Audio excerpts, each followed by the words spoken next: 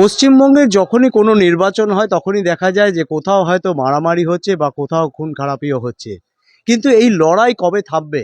এবারও যে ২৬-এর বিধানসভা নির্বাচন আছে সেখানে কিন্তু দাঁড়িয়ে মানুষ চাইছে এই ধরনের নির্বাচন যেন না হয়, কোনো মায়ের যেন কোল খালি না হয়, অপরদিকে কোথাও যেন রক্ত না ঝরে।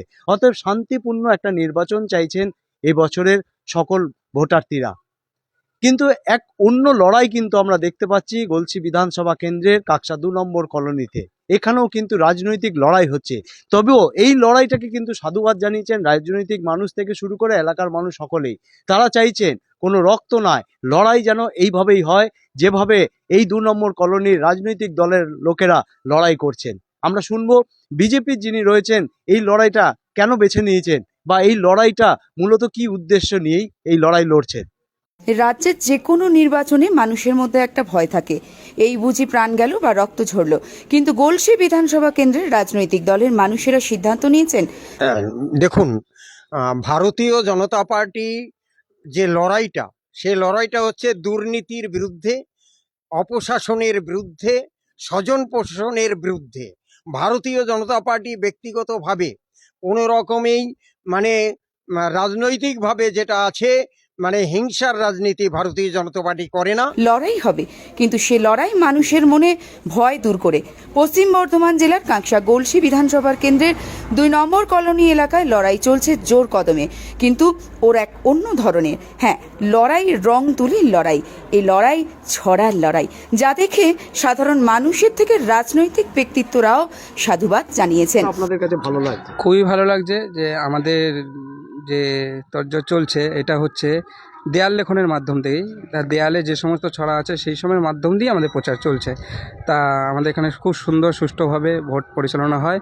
তা এসব আমরা চাই না, যে যার গণতান্ত্রিক অধিকার, তা যার যার গণতান্ত্রিক অধিকার সে সেখানেই ভোট প্রয়োগ করবে।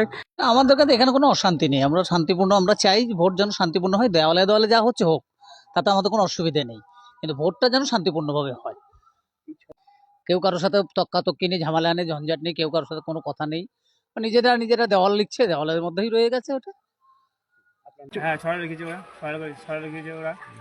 আর সব দলই, ৩ দলই, আমাদের এখানে ৩ দলই আছে, 3 দলই ছড়ার মাধ্যমেই লড়ছে। দেওয়ালে ছড়ার মাধ্যমে। আপনার নামটা? এই যে এই লড়াইটা, এটা কি দেয়ালের মাধ্যম দিয়ে ফুটিয়ে তুলছে? আমরা দেয়ালের মাধ্যমেই আমরা চাইছি যে দেয়ালের মাধ্যমে, দেয়ালে আমরা বুঝিয়েছি যে আপনারা দুর্নীতির বিরুদ্ধে আপনারা দাঁড়িয়ে সকলে সুস্থভাবে ভোট দিন।